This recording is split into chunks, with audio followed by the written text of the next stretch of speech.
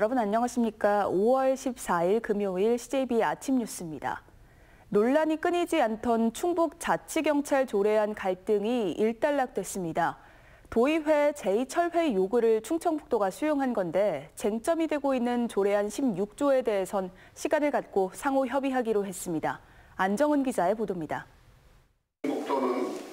이시종 지사가 충북 자치경찰 조례안에 대한 제의 요구를 철회했습니다.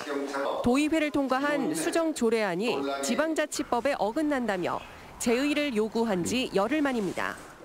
자치경찰의 조기 정착과 도민 화합을 위해 더 이상 바람직하지 않다고 판단되어 도의회의 제의 철회 요구를 받아들이기로.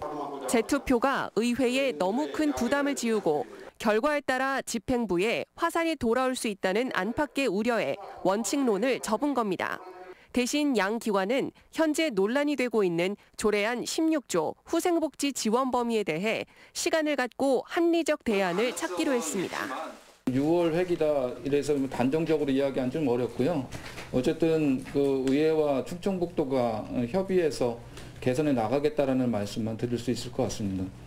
자치경찰이 출범하는 7월까지 합의점을 찾지 못한다 하더라도 추후 논의가 가능한 사안이라는 판단입니다.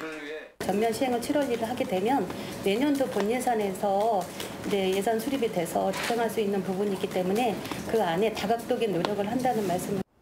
또 자치경찰제가 전국적인 문제인 만큼 정부와 국회 차원에서 재정 지원 문제에 대한 해결 방안을 촉구할 계획입니다. 중요한 건 어떻게 보면 상위법령인 우리 공무원 후생복지에 관한 규정의 개정이 돼야 되기 때문에 그런 부분은 우리 다각적으로 우리 전달을 했고. 이 지사의 후퇴로 갈등 해소의 출구를 찾은 만큼 이제는 자치경찰제 안착을 위해 각 기관들이 힘을 모아야 할 차례입니다. CJB 안정은입니다. 지난 11일부터 어린이 보호구역 내 불법 주정차 차량에 대한 과태료가 큰 폭으로 올랐습니다. 하지만 취재진이 직접 초등학교 앞에 나가봤더니 과태료 인상에도 불법 주정차는 여전했습니다. 박원 기자입니다. 유치원 등원을 위해 딸과 함께 횡단보도를 건너는 순간 차량이 모녀를 덮칩니다. 이 사고로 30대 엄마가 숨지고 4살 배기 딸도 크게 다쳤습니다. 지난 2019년에는 충주 대가미공원 인근 어린이 보호구역에서 후진하던 차량이 5살 아이가 치여 숨지는 등 비극이 끊이지 않고 있습니다. 충주의 한 초등학교 앞 도로입니다. 불법 주정차를 금지하는 현수막이 걸려 있지만 운전자들은 이를 비웃기라도 하듯 버젓이 주차하고 있습니다.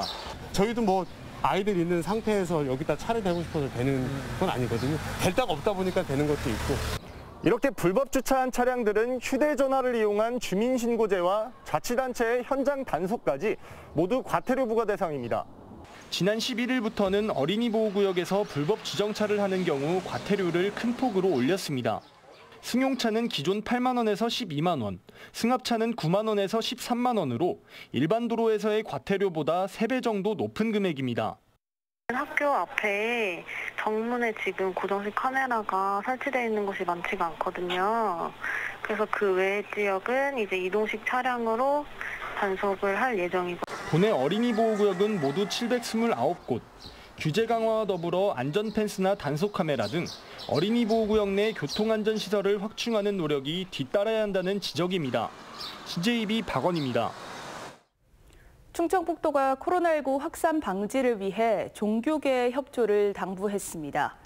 방역당국은 종교시설을 통한 산발적 감염이 끊임없이 발생하고 있다며 모든 종교시설에서는 방역관리자를 지정하고 종사자와 출입자 관리 등 방역수칙을 준수해달라고 요청했습니다. 도내 코로나19 확진자 가운데 종교시설 관련 확진자는 240여 명으로 8.8%를 차지하고 있습니다. 환경부가 지난 2019년 말부터 청주시 북이면 주민들을 대상으로 실시한 건강 영향 조사 결과 주변 소각시설에서 배출되는 유해물질과 주민 암 발생과는 과학적 연관성이 제한적이라고 밝혔습니다.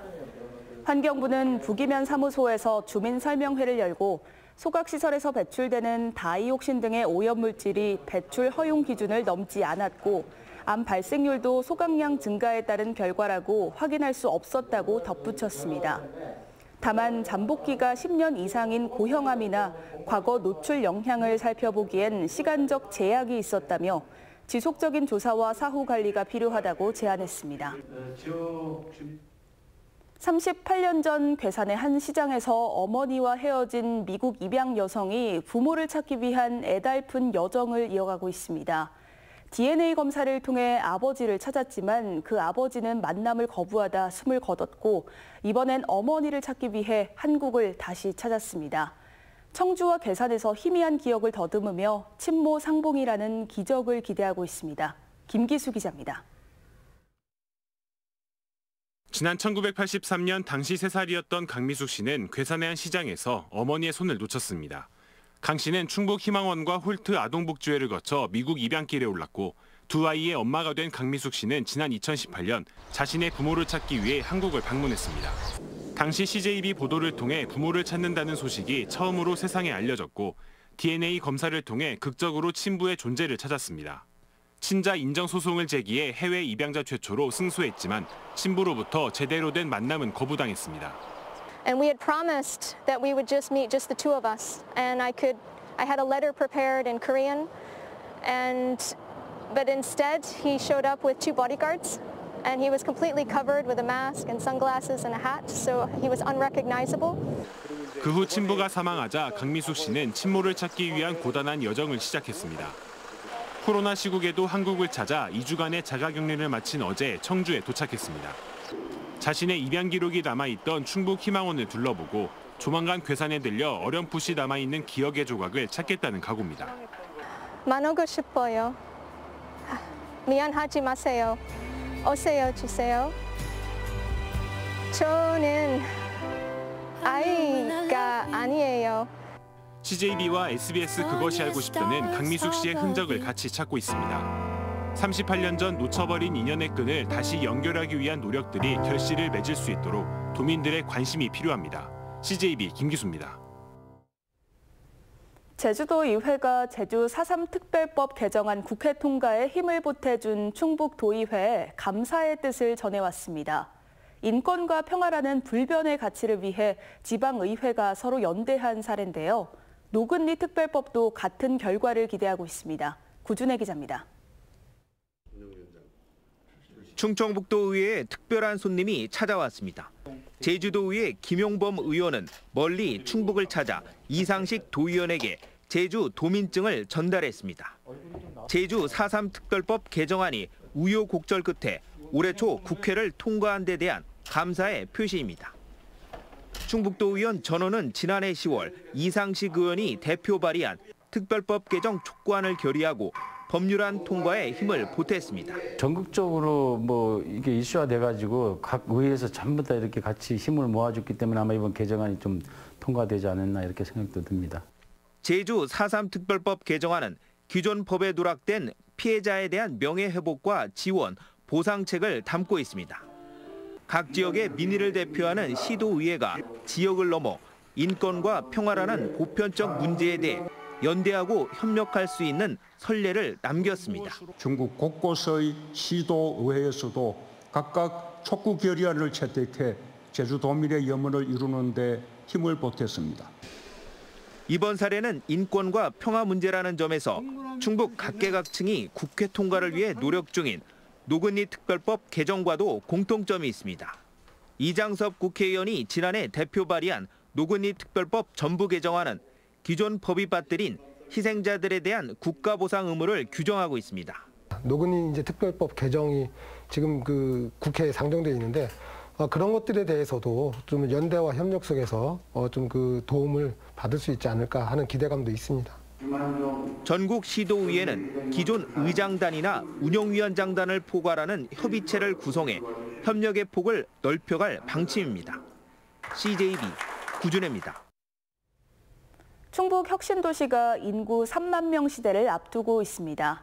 지난달 기준 충북 혁신도시 인구는 진천 2만 1,100여 명, 음성 8,500여 명 등 2만 9천여 명으로 3년 새 88.2% 증가했습니다. 특히 진천구는 우량기업 유치를 통한 일자리 창출과 정주 여건 확충으로 인구 유입을 견인한 것으로 분석하고 있습니다. 충주에 내년까지 총 7천여 세대의 아파트 신규 분양이 잇따를 전망입니다.